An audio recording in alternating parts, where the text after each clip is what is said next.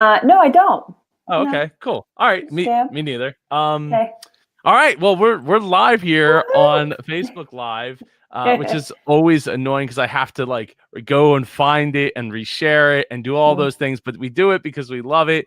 yes. And today, I here on the MAPCON podcast, I have a very special guest. But before I get to introduce that guest, that Emmy award-winning guest, I have to take care of some quick business. So, if you're interested in podcasting, you should totally come to MAPCON. It's the Mid Atlantic Podcast Conference. It's held in Atlantic City, New Jersey this year. And if you want to get 15% off your plus or premium ticket, you can use discount code MAPCON5. Go to midatlanticpodcast.com/register. And we have a sponsor this week. I'm blown away by this, but we have a sponsor. It's this episode of the Mid Atlantic Podcast Conference podcast is brought to you by podcastingyou.com. Are you someone who wants to get booked on podcasts, which is great because the person we're talking to tonight is someone that you definitely want to talk to if you want to be booked on podcasts, but you don't have the time to research and pitch shows? Podcasting You is a done-for-you booking service that gets you booked on the top shows in your niche. The best part is there's no retainer fee and you approve the shows prior to pitching. Check them out at podcastingyou.com. That's YOU.com. Now, when you feel like you're ready to go and get pitched, the person you might want to hire is sitting to my left. I had to think about this because it's all here. It's sitting to my left right now, though technically I guess it's the right if you're facing.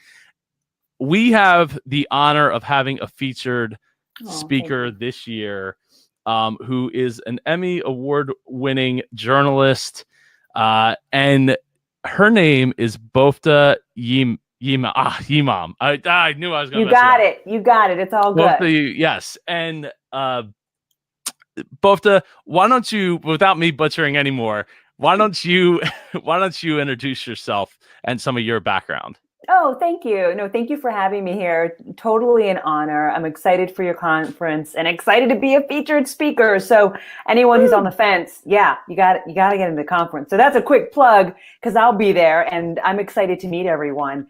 But a little background on me. I'm a former TV anchor, media personality, and as he mentioned, Emmy and Murrow award-winning journalist. And I am a journalist turned entrepreneur, although once a journalist, always a journalist. Turned entrepreneur. I'm a full-time speaker and coach. And what I do at the very core of what I do is I help you craft and syndicate your compelling signature story so you can thrive, you can deeply connect with your audience, and you can rock it on a stage or online with your story, because that to me is the real differentiator between us all. I was sorry. I was still writing the share post. Joe's over there typing. I can go on and on. Like I can talk. No, keep going. I got one more place to share this. Okay. So, I help a lot of coaches, consultants, people who are trying to break through and share their story on bigger stages. How do you get on stages? What are some of the systems that you have in place in order for your story to shine? And I believe that it starts with the story. It moves into what you need to have for your speaker reel, your conference bio, your speaker bio, things that really go from treating speaking like a hobby to treating it as part of your business and part of who you are and your brand. And in my opinion, online is great. It's fantastic. But in person is also another beast that sometimes gets lost in the shuffle because everyone's talking about digital and Facebook ads. So. Well, I think there's a difference between being famous and being like internet famous. And I learned that a lot, like back in 2004, 2005, that there's a very big gap there between having a lot of people that appreciate the work that you're doing versus like having those people actually show up and like do a thing with you. Yes. And I think that, look, the reality is when somebody's at the front of the room, and I know, Joe, you're a speaker as well. When somebody's at the front of the room, that gives instant authority, which sometimes online, a lot of entrepreneurs, especially solo entrepreneurs, folks just starting out in podcasting, you're trying to get that authority. And so if you can get to the front of a room, you really have instant authority. And most of you are probably experts at something. That's what you're coaching. That's what you're doing. You're teaching through your podcast. And why not just take that and move it on to more of a public setting, like, a stage where now you have an audience full of people who want more of you after you've spoken. So I couldn't agree more, Joe. Yeah. So let's talk a little bit about crafting your story and how much do you end up cutting out? Because I know I can be really long-winded, right, about my story and the things that led me to where I'm at today. Because I believe our paths are so critical to where we are today. Mm-hmm. Like it absolutely makes every bit of importance to how we got to where we are. So how do you go about like slicing some of that out, especially when you're working with someone and they're like, but that part was so important. It meant so much to me. And you're like, yeah. Well, okay. Here's the thing. That's where, my background being in journalism and working around the country for different affiliates for the past decade really helps, because what you're doing as a journalist, Joe, is actually the best journalists are always thinking of what can I leave out so it doesn't muddy and murky the story and what you're trying to get across. Because you might go through a 50-minute interview, but you can only actually get on air 2 minutes. So you need to concisely say what it is to keep the person's attention and to make sure they get the meat of what you're trying to say. Now, keynotes and speaking is not 2 minutes, but I think everyone here gets the idea. You have to know what the transformational moments, as I like to call it, are in your story. And you have to dig pretty deep for that, because everyone doesn't want to hear everything all of us have gone through. So the question of what you leave out a ton, but that's so that you can focus on the main pieces that draw people in and really connect with your audience. Two short stories that I think it really hit me after like 4 years of doing this. I wanted to craft a talk where I actually intentionally left things out. Like in previous talks, I'd just try to jam like as much as I possibly could in there. It's like the something I like the vacation movies, like shoving everything into the station wagon. And then when I was doing this talk back in August, I was like, I'm going to craft this so that people ask questions afterwards, because that's something I struggled with, was like a lot of times there wasn't a whole lot of questions. There might be 1 or 2 or 3, but the conversation doesn't continue afterwards, and like I wouldn't get as many people standing around waiting to talk to me afterwards. They'd be like, oh, that was awesome, and so like walking out the door. Versus like people that want to sit there and talk. And that's why I was like, you know what, I'm gonna cut a lot out of this talk. Good I'm gonna use air and talk, like pauses so that I can fill more time and leave more impactful things with people to make them feel something deeper than just the informational, like technical spot that I'm usually known to do. And what did you notice? I'm curious, because that's exactly the transition that I help people with. What did you notice after you made that shift for yourself? People stood around afterwards to wait to talk to me, to ask questions for things that I didn't answer. And also I left a lot of time for questions, because I knew that like I intentionally was like, I know someone's going to ask this question, so I'm going to leave this bit of information out so that people can, because once someone asks a question, then more people have more questions and it starts a conversation. And I also felt like my talk was more impactful and less like A, B, C, Facts D, and figures, like, that kind of thing. Facts and figures don't leave that imprint on people. They can Google that. You know what I mean? Yep. Most of it. So I'm glad you were able to find that you wanted to do something that would deeply connect with your audience. And it's probably changed the game for you too, just as a speaker and as you travel and speak more often, and of course have your own podcast. So makes sense. Yeah, and then to the second part is actually playing right behind me. Cutting the first episode of my TV show down from 58 minutes down to 23 and a half minutes, like so much, like, oh no, like this is important. But the fact of the matter is, when you go back like section by section, you start listening, like, okay, I'm going to cut this out and I'm going to cut this out. Okay, now I'm going to go back and re-listen. Oh, well, now this part doesn't make any sense anymore because that part wasn't there to like work with it. Okay, now I just saved like a minute. Right. Without even really trying. So it's things like that you just get to, I guess experience. It took like over 4 years to figure that I know you out. should have hired a coach, Joe. Just saying. No, just joking. I could have. I could have. I probably should have. If money wasn't an issue and I first got started, then I probably would have. Yeah, and you know what? And that's for most. That's why I'm glad you figured it out, because it does take some maneuvering. It takes some deeper thought. It's not just getting up there and just going off the cuff. Look, people do that, but are those the people that we end up wanting more from? Nah, unless they're a speaker pro, probably not. That's because they've repeated it and they finessed it and they've gotten it down. And if you think about Joe, and for everyone who's watching or catching the replays and so forth, if you watch, you probably have a favorite speaker on YouTube and you watch them for motivation. They're saying the same messages. They might be telling a little bit of a different story here and there, but their core messages are probably 3 or 4 things, and they're just saying them in different ways. But the core messages are there, and they're just taking you through a little bit of their journey with a story. And so, that's something that I think everyone should pay attention to, because why are you drawn to the speakers you're drawn to? Why are you drawn to the podcasters you're drawn to? It's probably because they're pretty good storytellers, I would bet. Yeah, I think, but I do like it. It takes a lot of effort to make it look effortless, right? It's not. Oh my gosh, it's not easy. No, it's not easy. And I think a lot of people, Joe, to your point, underestimate the amount of practice a professional speaker is doing, who's really, truly a pro. They're plucked from a pack to do the keynote. They have to deliver. They're going over that talk, I bet, for a lot of them, and I've heard this number thrown out 60 or 80 times, because they want it to be so flawless. And I know you're laughing, but I swear it's true. Because when you want it to be flawless, you want it to be like you and I are talking right now, but, let's say it's a keynote and you're on a stage, you got to work this side of the room and kind of work this and deliver in a way that's kind of magnetic and get all that.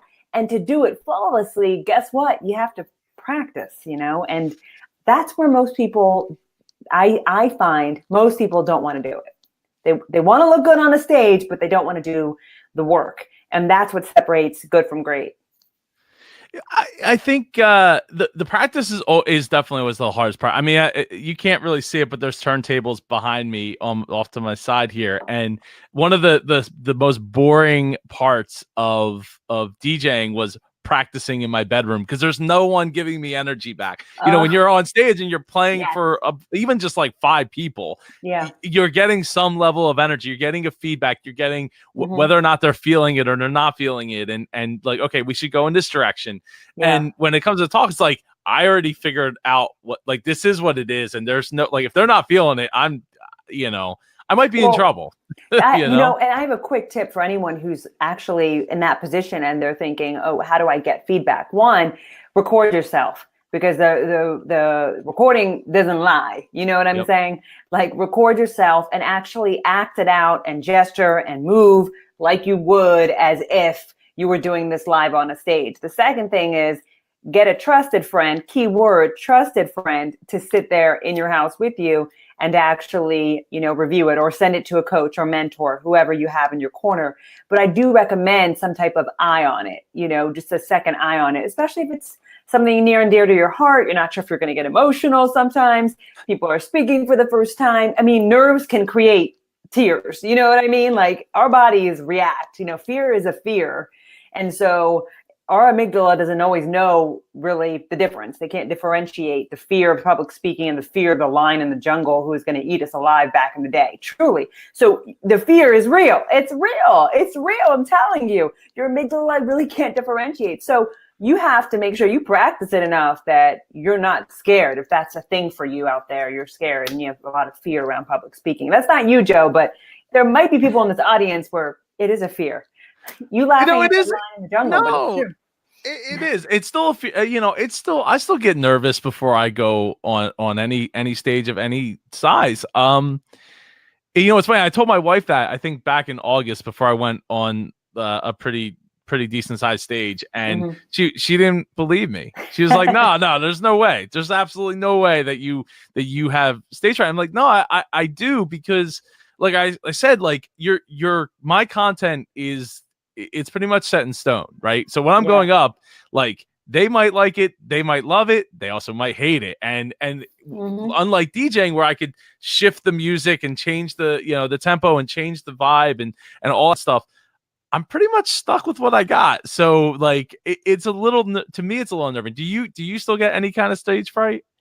I wouldn't call it stage fright, because to me that's like a panic, like a wave. I think sometimes every time I up leveled, like if it was a bigger audience or more, prestigious event, like you were saying, I think that there were times when I would feel a little bit of, okay, am I fully prepared? But preparation for me is my hack.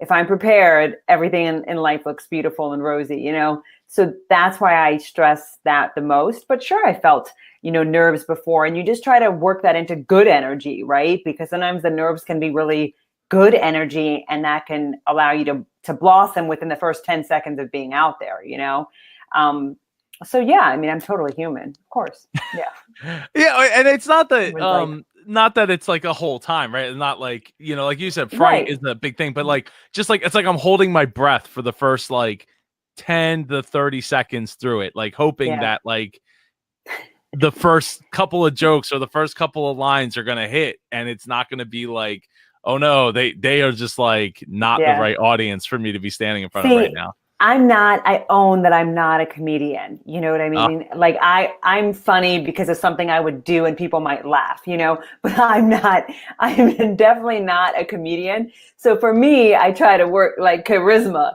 because the comedy part, when I come out there, I'm like, my sister's really funny. I'm not that person, So I just try to work it in a different way and see if that kind of lands, but everyone's different. You just got to know yourself. You're probably really funny on stage, so it all works, so. I try. I mean, a lot of my slideshows in the past have just been GIF files. Like the whole, like that's the whole, there's no words. It's just GIF files. And part of that's actually a crutch, like, secret, but behind the scenes, it's a crutch, because I know how to work from one thing to the other. And part of that is, part of the creativity, like it allows me to be a little more free with like talking to the specific crowd that's in front of me, or making a joke about what's going on around us, things of that nature. So but it takes an awful lot of time to put those slides I was going to say, together. I always tell people with PowerPoints, there's still a practice with the PowerPoint, because you have to know the flow of it. And I do workshops as well.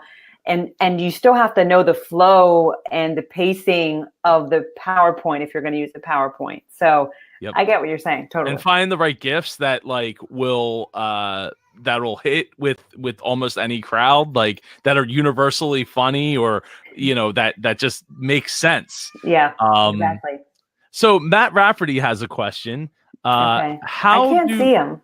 Can't see it. I'm sorry. No, unfortunately, he posted it in the MAPCON Facebook group.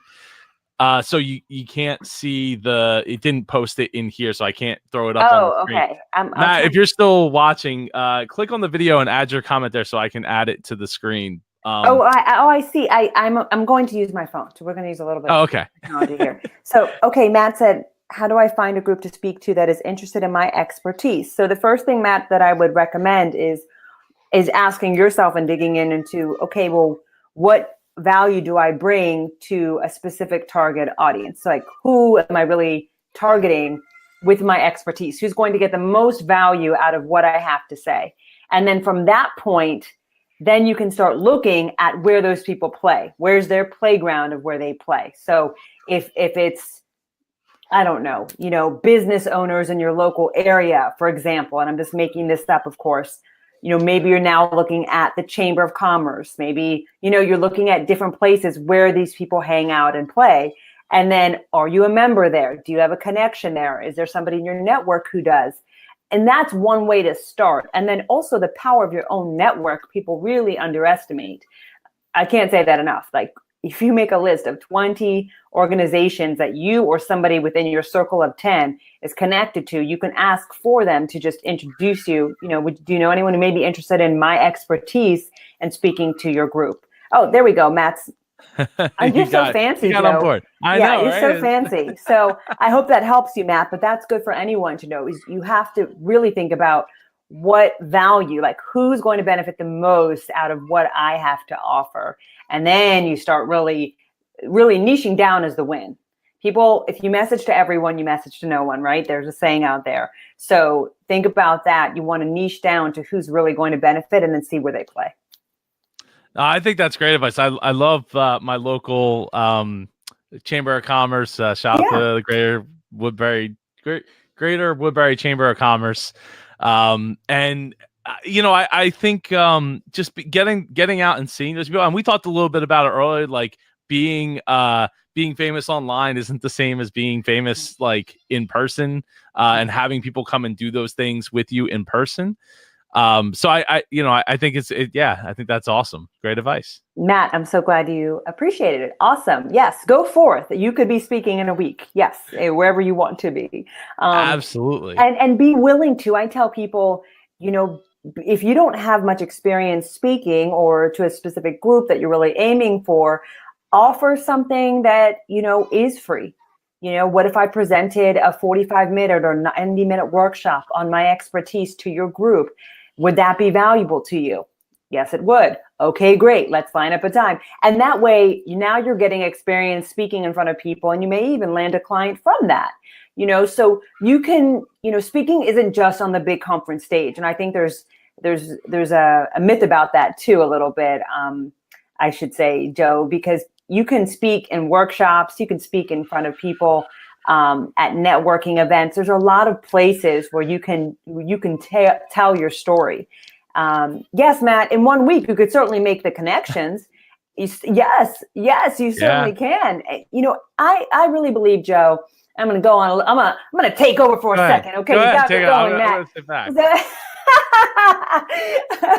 Been talking all day, so this is just like the finale, right? But there's a lot to be said for playing offense, and I think too many people play defense when it comes to speaking, or rather, they expect it to all come to them because they are the experts. But there's many people who are experts, which is why sharing your story really matters, and making sure that you separate yourself from the pack with your compelling story, how you became an expert, what led you to that. Was it something in your childhood? Is it something that you had a breakthrough later in life? Whatever it is. And then maybe you can develop that a little bit more and massage it. But there's many ways to tell your story, even through the eyes of someone else.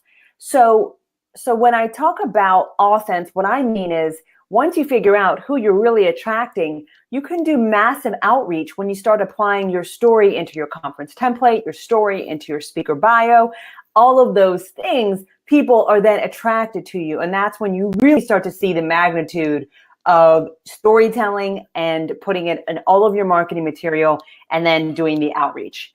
So I really believe in the offense.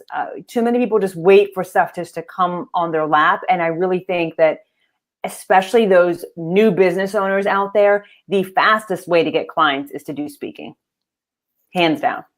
I think I couldn't agree more. I think that speaking, if you're looking to at least get some reps under you, Rotary clubs are a great way to do that. Yeah. They're open to lots of different topics, and they're constantly looking for speakers because they have like 1 to 2 meetings a week that they need a speaker for. So there's definitely and I've done quite a few Rotaries myself, and especially like 3 years ago, I was doing the How to Dream Big and Win talk. And so I did it at a couple of different Rotaries. It hit really big at some of them, and some of them not so much because some of the audience was like way older and didn't get it. And I was like, it's okay. You guys lived your dream. It's cool. Yeah. But I'm just showing you how you can like take this knowledge, right, and take it to someone else who hasn't lived their dream yet. That might only be 20 years old instead of 80.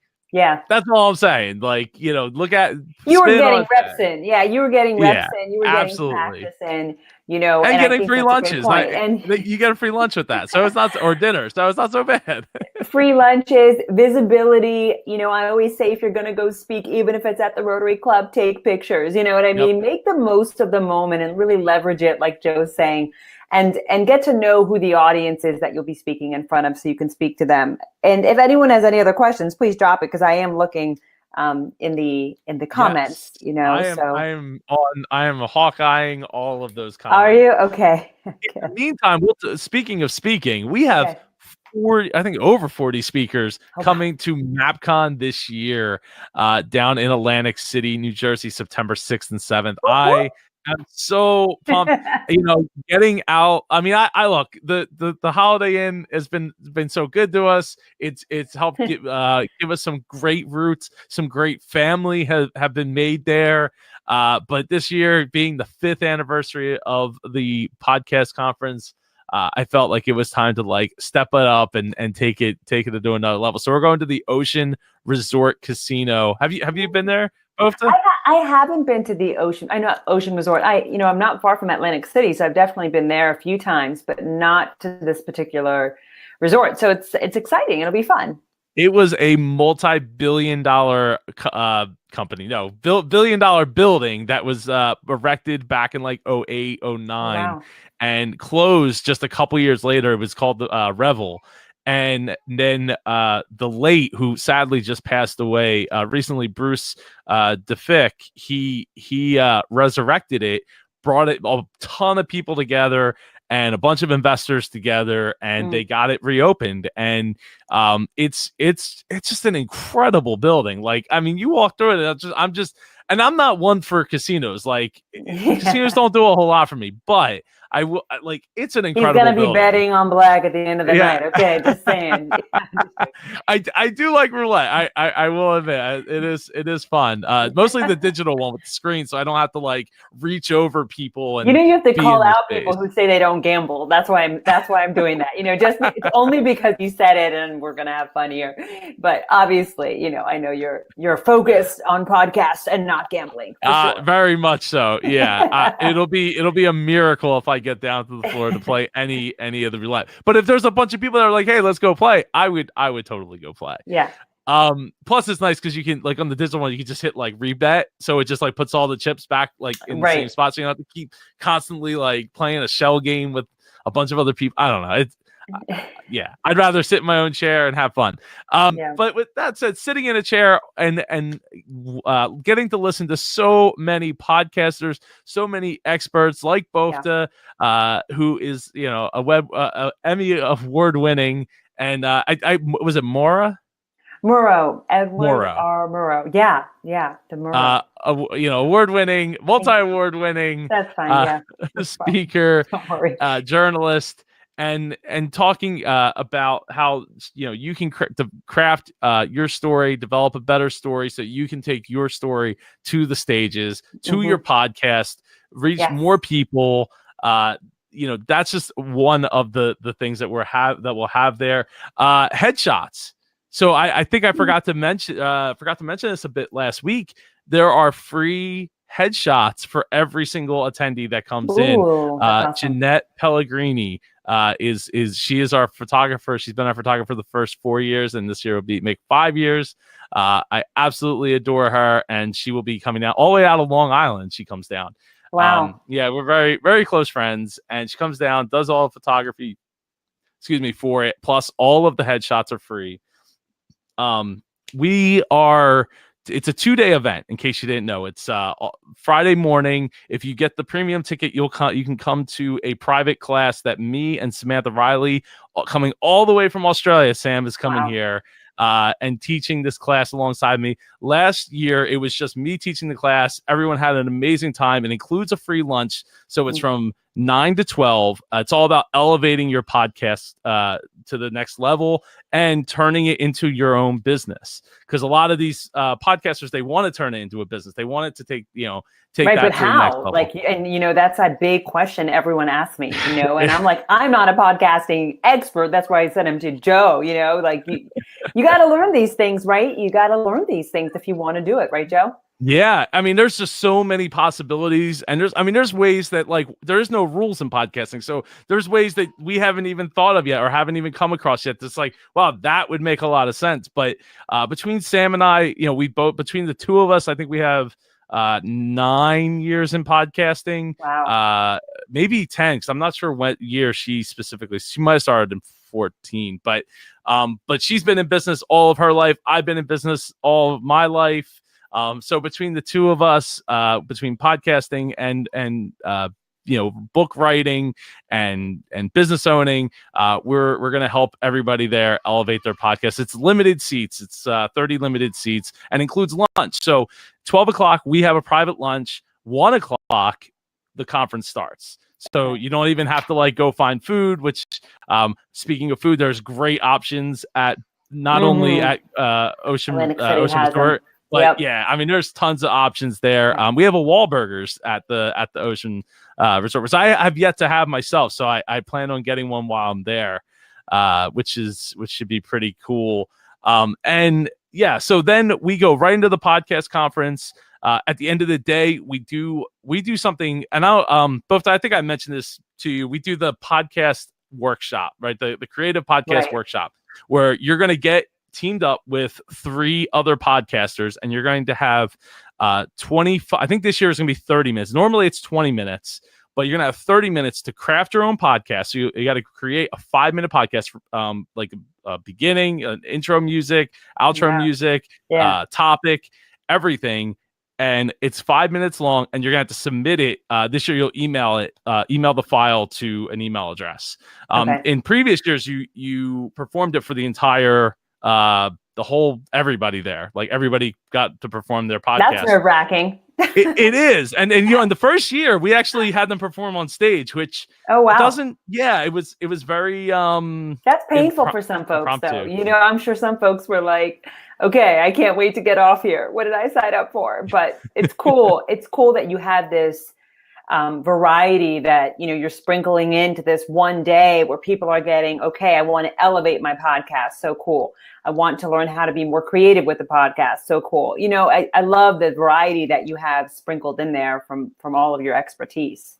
Well, thank you. Yeah. So in previous years, they performed, but now this year with so many teams, we're going to have them submit, and then they are judged by our expert podcast panel. And the following day on Saturday, we will play the top 4 for people, 3 or 4 for people, like the ones that have the highest score, because they're judged on scale of 1 to 10 on 6 different factors. Wow. And then the top 3 or 4 will be played. And then that's right before lunch. And then after lunch, that's when we find out who wins, because the winning team this year, Audio Technica is sponsoring. So each person on the team will receive an Audio Technica ATR 2005 microphone, a boom mic, or like a boom arm, like the one I got here, and headphones in a pack. So super excited to give that away. And every year we've always given away, usually it's an ATR 2100 microphone. Sometimes there's been some other stuff thrown in, but this year, Audio Technica was willing to step up and give a whole package. So nice. Yeah, so we have so many speakers. I hope to interview a lot of them leading up to the conference this year. Like I said, we have over 40 speakers with vastly different topics, from audio quality to story crafting, to money making, to every aspect you could think of. So I love it. So for when I share this to my page, I know that, Joe, there's going to be some people who are interested in what you have to offer here. Would you say that the conference MAPCON is really for beginner, middle, or seasoned podcaster? I know you're not supposed to do it to everybody, but it really can be for everybody. I mean, we have Hall of Fame podcasters that come year after year. We have some of the heaviest hitters in the podcasting space, especially in the independent podcasting space, come out. We have people this is their hobby. We have people that they have a business, and part of their business is to market through a podcast. And some of them are, my business is my podcast. So it's really the gamut. And we have people, I know it's called the Mid-Atlantic Podcast Conference, but we have people from Australia, from the UK, from Washington State, California, South Dakota, Texas, DC, with a lot of people from DC, actually. Connecticut, Maine, Florida, Georgia, North Carolina, Virginia, West Virginia, it's just Chicago. These are just people that I'm thinking. It's only, in my opinion, going to get bigger. I know a lot of coaches and consultants who are starting podcasts because the power of voice is going to be something that just stays with us. People talk about TV a lot, and there's something to be said for YouTube, of course. And there's something also to be said for just literally podcasts and hearing somebody's voice over and over. And that's what all the future thinking folks who make these predictions are talking about, is that we're just going to play things. We're going to just hear a lot of recordings and not see as much visually. I think there's something to be said for both, but it's interesting to me because so many coaches, Joe, that I even know are starting podcasts in 2019. They've already started them. And I'm not really surprised. When it comes to podcasting, it's your voice in their ears. And there's a lot to be said. I mean, I know I started listening to podcasts back in 2005 with WDW Today, just because, and I a lot of my friends, they're all bigger tech heads than I am. And they're like, you gotta listen to podcasts. And I was like, but I gotta download it. I mean, I have an iPod. I gotta download it and sync it and do all that stuff. And I was like, there's nothing I really want. I just want to listen to music. That's 99% of what I listen to. And but I love Disney, and I love Disney World specifically. And they spoke to me, and I listened all the way up to the very end in 2014. I think 15 is when they finally the team called it quits after 11 years of 10 years, 11 years doing it. So, but I listened to everything. And with that said, there was a lot of nights where I had to plow our driveway at the shop, or I say driveway, but it was really a giant parking lot. And I would just listen to every episode. Episode after episode. It's like mindless. You just can hear it. You just like someone's voice. You like what they say. They inspire you, or like having whatever company. It might be. And yeah, it is like having company. I never even thought of it that way, but that's a really good way to put it. I just think of it as kind of mindless. For me, I can tell you that when I've listened to different podcasters, it's usually because I was looking for tips in some direction that I was going in. So when I started business, I was listening to more business and marketing podcasts. When I wanted something more, different, I think I was listening to the NPR one, so it's like when they were doing one on stories, what the name is, somebody will drop it in the comments, but it was really good. It's an NPR podcast. And it was about business owners, like how they made it or how they built it, I think it's called. So it was cool, but it was business related, but it was through NPR, and it was just kind of cool. So I do think that there's something to be said for all of the experts out there that are putting out, their voice in this podcast world, so very, very cool. And a lot of people want to know how to do it. So MAPCON, 15% discount. There's the link. Oh yeah. Right there. Thank you. MidAtlanticPodcast.com/register. I got you, bro. Right there. So there you go. I told you I'm not funny, but I'm kind of am, but not really, I don't get on stage and make jokes, but I have fun. It's a lot safer in this day and age to not make jokes, honestly. Yeah. Yes, I would agree with that. Yes, unless you got to be careful. Yeah, you got to be careful. So how did you get your start in journalism? What was your first I'm going to do this thing that I don't know if you had people in your family or knew somebody prior. No, we knew no one. No, I mean, I was not connected or anything. My family, my parents are immigrants from Ethiopia. They came here for college, intending to go back. Little story there, but they intended to go back to Ethiopia, but there were human rights violations going on at the time. So the parents said, just stay there. And then before you knew it, more and more family, the kind of the immigrant story, more and more family members kept coming over as they were able to get out of the country due to all the chaos that was going on at the time. So we didn't have some, I didn't know Diane Sawyer or something, I wasn't friends with Robin Roberts or anything like that. Really, I call it persistence. I did always really enjoy writing, and I did enjoy speaking. But, I really saw myself more as, a writer, and I enjoyed writing, whether it was a card, it was like anything, almost like a song, it could be anything, but I enjoyed looking back at childhood. I'm like, I enjoyed the act of writing, and just kind of that quiet space, so there's definitely a part of me that's introverted. And so I was just, drawn to it and said, let me try it. And then it took me a long time to find, my first job. I applied probably, Joe, to 100 TV stations, more than that, easily. And back then, not to date myself, but back then you had to send the VHS tape, because they need evidence that you can do it. So it's like I sent the VHS tape plus the resume, go to the post office, see the job opening, do the same thing. And I was just doing that over and over. And even, one of my friends was like, aren't you just going to throw in the towel? Like, goodness, you could be doing a million other things. But once I'd started, I was like, no. Now that I've said I'm going to do this, I really want to at least crack into it. So I got my first job, packed my Honda up, had no kind of furniture, and drove to Georgia in a really small city of 40,000. And that's where I got my first job. And after that, it was a lot easier to get jobs, as I wanted to move up.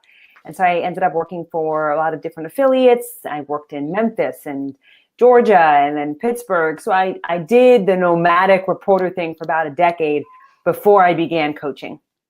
And then I decided to start coaching, and I started hosting workshops on public speaking and storytelling and your message and just motivating people. And I wanted to empower people just to be able to break through. And I started doing workshops and just said, let me see if anyone's interested. And I was working the morning shift, believe it or not, Joe, from 3 a.m. to 11 a.m. And then from 1 p.m. to 5 p.m., I was doing trainings on business and sales calls and whatever I could to get people enrolled in my workshops. And that's how it really started. So I kind of told myself if I could, apply to 100 places and still get through and then be in a career for a decade and work up my way up the industry, that I could do business, because I knew that I could, if I could just apply that same grit to this, other beast that I was starting and really from scratch. I knew my skill set, but not necessarily knew business at that time. So I had to train, and learn about it. I had to learn. I had to dive into learning and get my own coach and figure it out. So I was on the fast track, and that's what I did. And here I am, speaking to Joe, Super Joe. So what was what's the why behind you have a successful career, you most likely could have continued on the path that you're on and continued to go up the food chain of network affiliates to possibly the GMAs, today's shows or whatever of the world. That's a really good question. And for me, it was just about a couple of things. One, high impact. What kind of high impact could I have, speaking to the masses in a different way from a motivational standpoint, which I had felt drawn to, but never knew how to do it. So I was kind of like, oh, can I do this? And I was that person that I now coach, so I really do know where a lot of people are coming from in that sense. And then there was just the idea of being able to teach people how to share their story with all of my journalism background, and how cool it is if they're now telling their story to thousands of people, and then they're telling another person telling their story to thousands of people. And so you're able to have this impact through storytelling where it's like I'm empowering other people to go forth and do their thing. And so it was a number of things like that. I also just felt pulled to be an entrepreneur from for years, honestly, but just wasn't sure where I was going to go and what direction. But I did feel this pull that at some point, and the station did ask me to resign. And I said no, but at some point I was like, if I'm going to try this, now is the time, because I did feel that pull to be an entrepreneur and do my own thing and own my own time and all that stuff that everyone wants. Right. So that's pretty much sums it up. So normally I would be asking, what do you love about podcasting? But I'm going to ask what you love about speaking. I love the energy, that speaking gives a room. I think that all of us have been in a room with a really good speaker. And when you get chills or when somebody can really change your perspective, I just think there's this energy in the room that really great speakers are able to do, and the ability, like I said, to have that impact with your message. And so for me, it's just being able to empower people that they can step up, they can do more, they can live bigger, they can do all those things that they've been dreaming about, but just doing it and taking action on it and no more waiting. Because at the end of our days, I think the biggest fear that I have is that I didn't try something that I felt pulled to do. And so even if I ended up, doing something different in 5 years, back into something else, I want to know, man, I tried this and I figured this out and no regrets. And so I think with speaking, what it does is it empowers me, and it empowers me to have impact with other people. And that's at the end of the day, that's really why I like it and why I love it. It's just so much energy that you can give. No, I totally couldn't agree more with that answer. But you're What's one? laughing. Wait, why are Well, you I'm laughing because my follow up question is, what do you hate about speaking? Like, laughing? or something about maybe about the process to getting on stage, or the process to something. Oh, I mean, I'm not in love with practicing. I do it because it's a means to be great. I'm not in love with practicing all the time. You know what I mean? Like, no, I don't want to necessarily do that. But it's kind of like, look, if a singer doesn't practice, they're probably no good. They forget the lines, they sound off tune, all of those things. So to me, it's a necessary thing, but I'm not in love with practicing all the time. I prefer to just go out and just do it. But sometimes, I do too, personally, but being from Philly, we're talking about practice, Allen Iverson. I know, talking about practice, talking about practice. I know AI back in the day, but I loved AI. It's like I was rooting for him because he went to Georgetown Mhm. with John. Who's the coach? John. Oh, That coach is John something. Anyways, because he went to Georgetown, not so much, the Philly John thing. Yes, Thompson. Thompson. Yes, you're so right, John Thompson. But I yes, googled it, so I don't okay. I have was to. like, God, you're good. So because he went to Georgetown, a lot of people in this area were really big fans, and were like rooting for him and his success. So yeah, but anyway. Yeah, So practice. Talking about practice. Talking about yeah. practice. Talking about practice. Yeah. So yeah, I practice out of necessity, and not for everything, to be honest. Like sometimes I don't need that much practice, but if I'm doing a keynote, then yes. Is And it is I regret it if I don't. is it for like new talks that you feel like you need to Yeah. practice? Yeah. Yeah, for new talks, new themes, like I'm pivoting in some way, I'm really customization, all of those things. Workshops, I really like to time things out, what I think will take, how long things will take when I'm doing a workshop. And so you do need to kind of go over it. Okay, this part will probably take this long, so that you get a feel for it and you're not caught off guard if you run out of time. So some of it's just a matter of timing too. If I'm only budgeted a certain amount of time to speak on a stage too. I MC quite a bit as well. That people give you scripts for, but usually kind of late, to be honest. So, I at least tried to go through and at least I talk about cutting stuff out earlier. I cut out a lot of the rambling stuff that they put in there, or add my own things to it. And I can only do that by going over it in my own quiet head, like, beforehand. So, yeah. Now, do you oh no, I just had a brain fart. Oh man, I apologize. Okay. Not do you, not do you, but does anybody listening or watching right now have any questions? Throw that in the chat room. We have a few people watching. I know people have been Okay. popping in and out. If you have any questions, throw it up. I'll throw it up on the screen below, and throw it, and we'll try to get it answered here. Now,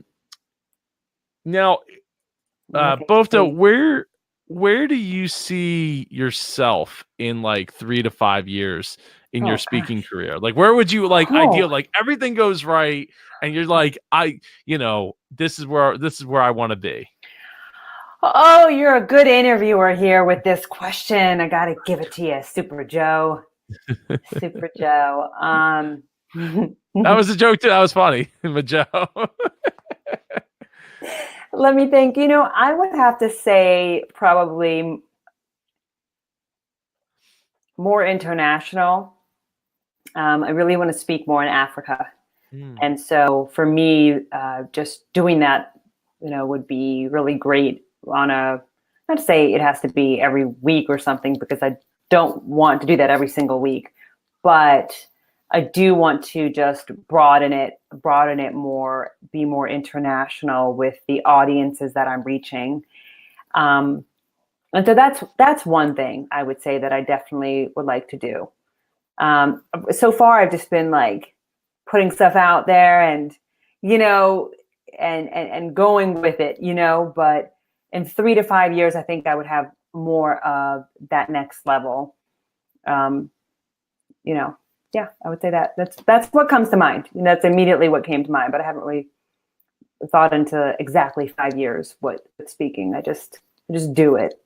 Well, I do have a very good friend, Azuka Zook, who I should introduce you to because he does speak both here in America a lot and Yeah.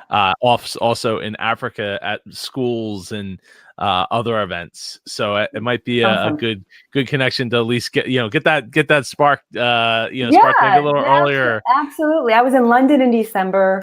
That was great. And I had a lead actually from March in Africa, but then I think their conference didn't end up being as many attendees as they anticipated. But yes, it's all working, right? The flow. And so yeah, I appreciate connections and folks watching. This is how it happens, by the way. It's putting it out there, and then somebody like Super Joe saying, "Yeah, I'll introduce you." So you're bearing witness. Just saying.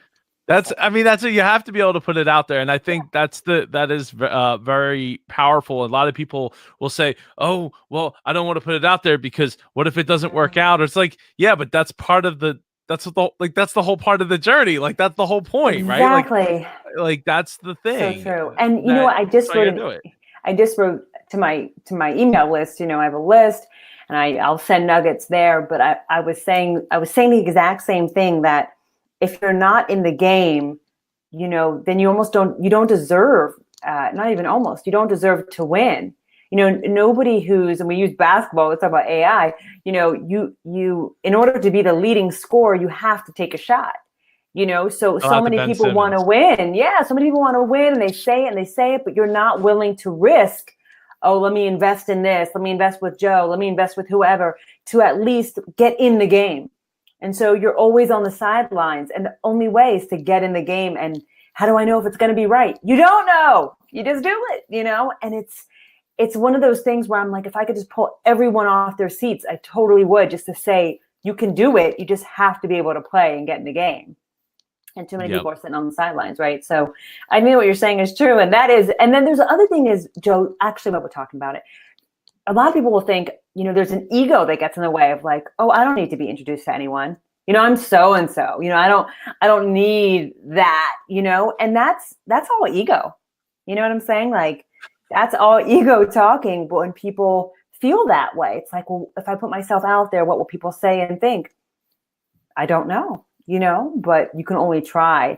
And so I hope people feel inspired. When I speak, I hope people feel inspired and that they can do anything. That's what I hope. That is, you know, if you could just change one life at a time through speaking or podcasting or creating videos or just doing something that has a positive spin to it, I think it's just, to me, that's part of the reason I do all this and spend all this time investing in myself and investing in the people around me.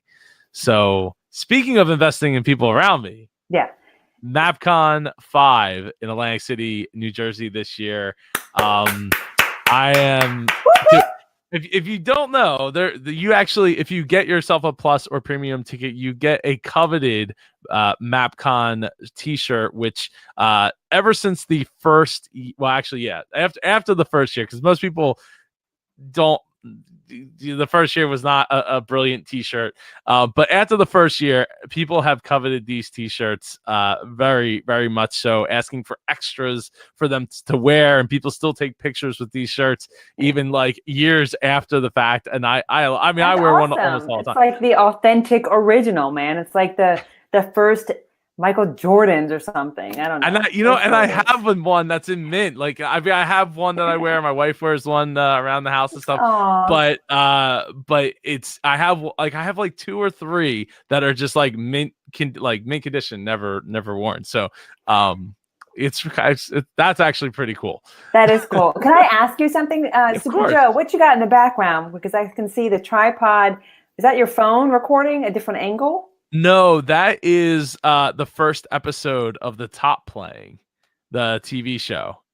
Oh. Playing in the background. It didn't come out the way I wanted it to. I was thinking, it was like, because I mean, I have this TV here behind me, but it's actually not plugged in right now, and you can only see like the top or the bottom half of it. So I was like, well, let me see how this looks. And I didn't have a chance to really play with the positioning of it prior to getting on here with you. So okay. it was supposed to look a lot cooler than it actually does. No, I was just curious. I was like, is he cutting different angles for podcasting? Like, this is new level type stuff, or is he YouTubing at the same time? I just want to know. No, but so anyways, curiosity got the best of me. I had to ask, and I'm sure somebody who's catching the replay might be curious as to what that is. Yeah. So I'm looking to see if there's anybody has comments. This is the time to do it because we are live here, 55 minutes talking about MAPCON 5. Yes, and we will be wrapping up here soon. Yeah, so I got to play around with this a little bit more. Okay. Long story short, it's all good. I was just curious. Let me check on my dog. Okay, he's still good. He's like, all right, take me out for a walk in a little bit. But he's 9 pounds, but thinks he's 60 pounds. So that's wow. Usually it's the other way around. If somebody comes around me, he's possessive and makes this sounds. It's kind of funny. Small dog syndrome. What can you say? So yeah, no, he's cool. He's cool. So this MAPCON, go to I should pull up the banner on that. There's the banner, man, with the 15% off underneath. Yeah. And you will get yourself 15% off your plus or premium ticket using the promo code MAPCON5. Go to middlelandpodcast.com/register. Bofta, it has been amazing having you on. I don't know where the heck 56 minutes went. I know, it was a lot of fun. I feel like it's been about 20. It's been incredible. Thank you so much for taking the time to come on the show. Before we fully wrap up, is there any last thoughts you'd like to share? Well, Super Joe, if anyone's looking for speaking and storytelling tips, techniques, all of that good stuff, if I may I share my free group? Absolutely, please do. So I have a free group. I started a course recently where you can dive into it. But anyways, that information's all in my group. It's called Speak and Influence. And I'll put the link there. I will be at MAPCON 5. I'm excited to meet you. I'm going to be talking about interviewing techniques, things that you need to keep in mind when you are the person and you're the host, how to be engaging like Super Joe is, and some of the other pros out there, but really just how to deeply connect with your audience and how to tap into the story of the people you're interviewing, as Joe's done really well tonight. So that's evidence of that. But I'll go into a lot of tips at MAPCON 5. But in the meantime, you can feel free to stay connected with me in my group, Speak and Influence. I'll put a link below. And I'd love to meet you. Feel free to message me if you have any questions. And I'll just, keep it simple. That's it, really, Joe. You absolutely should. And, thank you for reaching out to me about speaking at MAPCON. We had a great conversation that turned into, you wanting to come and then being here, sitting next to me. Too bad you don't have like a blue wall too. It could have been like an extension of the room. Kind of cool, yeah. Well, that's like a TV trick, isn't it? Like that's literally like you're sitting like, okay, we're gonna go to Bofta now, and it's like literally you're on the other. Yeah, like, you're right there. Like the studio, usually, unless you're network, usually the studios are not as big as they seem. So yeah, all kinds of camera tricks and TV that make it fun. So sorry, I don't have a green screen behind me, so we look like it's all good. It's all good. But yeah, and you know what? That's a perfect example of just reaching out, seeing something. I encourage anyone, when you see something on Facebook and you see an opportunity for you to speak, maybe, or share your message, don't be shy. Just reach out to the organizer. Make sure you have things together.